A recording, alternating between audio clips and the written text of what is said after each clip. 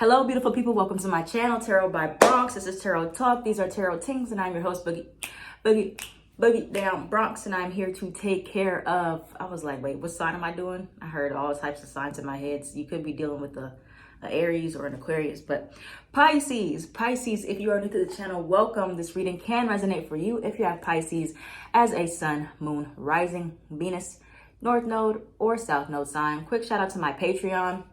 I got new services on Patreon. New patrons, when you subscribe, you get one free card pull from me. You just have to DM me after you subscribe to any tier. And then if you subscribe during your birthday month, like we're in Aquarius season, so if you're an Aquarius and you subscribe, you can DM me for a free birthday spread. So far, so good. I like the way it's going, so I'll probably keep it like that for as long as I want to. So yeah, subscribe. You guys get the free benefits of being a patron, and I also have a lot of cool other content on there as well. Shout out to my shop real quick. I got a restock on there. I got candles. The new moon in Aquarius is coming up, so I highly recommend getting a candle to manifest with, you know, setting intentions for the new moon, because new moon is for bringing things towards you. So that's what we got for the shout outs. Let's flip over your cards, Pisces, and see what's going on for February. Yeah, I started doing these as like monthlies again, but still time is fluid, so it could resonate for any time you see this. But let's see what you got.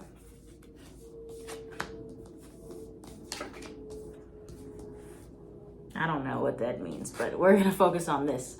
First, you have surrender to receiving support and love. Allow the love and support of others in, rather than trying to handle everything yourself. This can take the pressure off and simultaneously nurture you. So, you know, Pisces, the sign of Pisces is known as like the savior, like the martyr of the zodiac sign, the one who's always rescuing other people, but they often don't let other people rescue them, or they're not receptive to it. So if you know that you are always the one who is saving others, but you are also in need of some help, some support, you know, reach out, extend the olive branch, or like have others extend to you. Or if, you know, people try to help you and you just don't take that as an opportunity to open up and be like, yeah, I do need some advice, or I need somebody to listen to me, whatever it is, you know, it's on you if you're keeping it all inside, tucked away.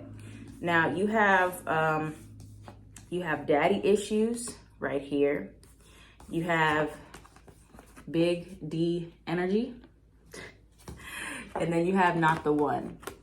So I'm not quite sure what that is saying yet. I'm gonna clarify with my other decks to see what's going on. Now, daddy issues, you know, I kind of can get an idea about like what that's about. But so can we clarify for Pisces what is happening here with daddy issues? Also, what does Pisces need to surrender to receiving support and love about?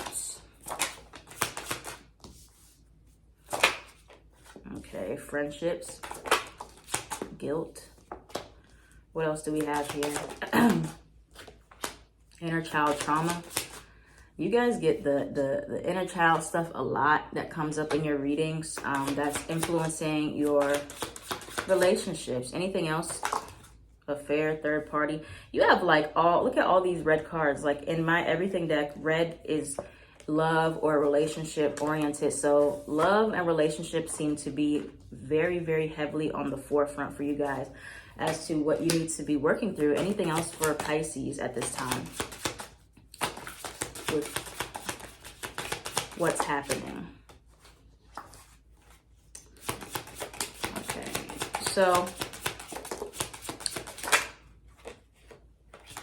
that didn't come out. But yeah, so you got all these red cards, you guys, like basically all red, like all love, all relationship base here. Look at this, right? So I think that there might be a little bit of, could be some intimacy issues here, or there's a struggle with letting people get too close to you. That stems from having daddy issues with trust, issues with intimacy, with vulnerability. People really look at you like You know, it could be like an ego boost. Like people look at you like you have everything going on, you got it all figured out, you know, you can get anybody that you want. And that may be true, but you know, like what you're looking for at the end of the day. And somebody that you're connecting to may not be the one that you're trying to make them out to be. Okay? So it's like maybe there's a fling that you get caught up with, or you tend to gravitate towards flings a lot, but it's not really what you're looking for. And you're going to keep going through these tests or these lessons when it comes down to your relationships until you can allow people to actually give you what you're actually looking for. So some of you, just out of a trauma response, may just give. You give and you give and you give. You hate receiving. Like there's some people that really cannot stand to, like they can't physically take compliments, like they can't take gifts. And so if that's you, there's definitely some trauma surrounding getting things from people. Most likely because when you were young, it came with some form of like ultimatum, or it came with some type of somebody made you feel guilty, okay? Growing up. This could be your mother, your father, whoever, like you did this, like they give you something, you owe them, right? So there's trauma surrounding that, especially with a masculine figure or the more dominant role in your life. It is very hard for you to actually accept love, support, gifts, anything. Like anything, it's really hard for you. You feel very guilty, for some of you, for accepting help, you know? It's like on one end, you want it. You want support, you want help, you want people to be there for you. But on the other end of the spectrum, you reject it and you push it away. And then you kind of settle for these affairs, these flings, and you have these broken friendships that are based off of one-sided relationships. Okay? You have self-love. So first thing is, some of the things that you're really wanting from other people, you don't even give to yourself. So you got to start there. Start there, being honest. Confession could be you confessing these things to yourself about what it is that you actually reject from people that really do more harm than good. We're going to look at the tarot in a minute. Anything else here for Pisces with this stuff? Okay, so nothing else with the love stuff, but you have light or colored hair. So this could be you with lighter colored hair or someone you're connecting with, and then you have it will work out. Okay, but yeah, there needs to be some serious like honesty about why it is so hard for you to accept things from people. And like I said, for a lot of you, it's because there was some type of shame around accepting help, or like it was used against you. And so now it's hard for you to like let anybody in. What else do we have for Pisces? What's coming towards Pisces at this time? What's coming towards Pisces at this time? You have the Devil card. You could be connecting with a Capricorn or have Capricorn placements. You have the Seven of Swords, reverse. What's coming towards Pisces right now? What's coming towards Pisces at this time? We have the Ten of Swords. Why is the Ten of Swords here? Sorry, my slipper fell off. Why is the Ten of Swords here for Pisces? What cycle is ending and coming to an end for Pisces? I think it's the one of shame and guilt. And, you know, the shadow side of Pisces can be a victim mindset, like always feeling like you are the victim in a situation. But you have a major cycle that is ending here with the Ten of Swords. And this has been a common message for everyone where, you know, while we're in the retrogrades, we are doing so much self-reflecting, and we are, similar to Scorpio, holding ourselves accountable for the role we've played in our own issues, our own setbacks, okay? The difference is, like, you could have Scorpio placements if you're watching this, but the difference is for Scorpio, it was more so volatility in their relationships, or like emotional instability. Here, I feel like for you guys, it's more so y'all putting up with relationships that are very one-sided, and either like you are the one giving everything and somebody is not measuring up or not giving you enough, or vice versa, you are the one taking and not giving. It can go either way. But the cycle of an imbalance in relationship, this somebody just giving, somebody else taking, that is going to be shown to you that is stemming from daddy issues, from an imbalance in the relationship with the male caregiver, or the absence of the male caregiver, okay? And so, you know, what's coming towards you, you have this, again, 3 of Cups in reverse in my deck is always a third party energy.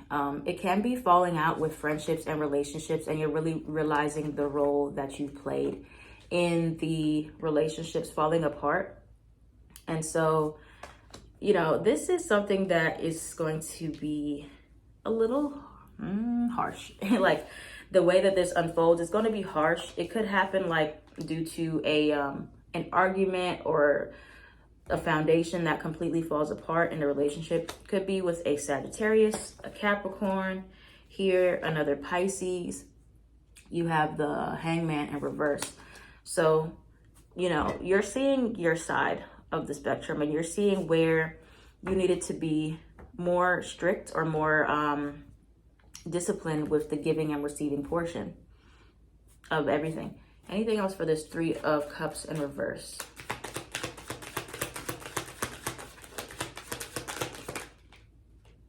Ace of Pentacles, Justice in reverse. Yep, the imbalance could be with a Libra. Could be with a Libra. But it's kind of like one of those situations where closed mouths don't get fed. Like, not you necessarily, but like somebody, okay? This is just how it could be. It's like, you know, you complain about wanting things a certain way, or, you know, whatever the case may be. And for some of you, or complain about these things that you have not gotten. One, you may not have actually directly said this to somebody, or, you know, if you did, maybe you're talking to a brick wall and you're not understanding that some people just don't have the capacity or don't want to give you what you're asking for. And, you know, that's their choice, but it's also your choice to decide if you would want to deal with that, and you want to just be like, okay, well, Pisces can be very, get a lot of selfish people that come into their lives. And I was saying this on TikTok, where Pisces attract the selfish people because Pisces are so self-sacrificial, but to the point of no return, where you're willing to sacrifice yourself, your morals, your values, your everything for somebody who is not giving this to you, who's not willing to do the same. And so I see you, Pisces, putting an end to that energy, and therefore you'll be able to start on the right foot. You'll be able to see where you are not receptive to people who actually can give you what you want, what you're looking for, everything you want, because it does exist. It is out there.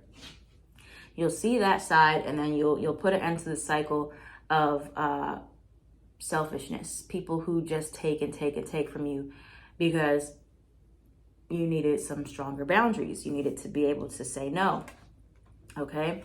So that's what it's saying here. Now let's look at the advice. Let's look at the advice.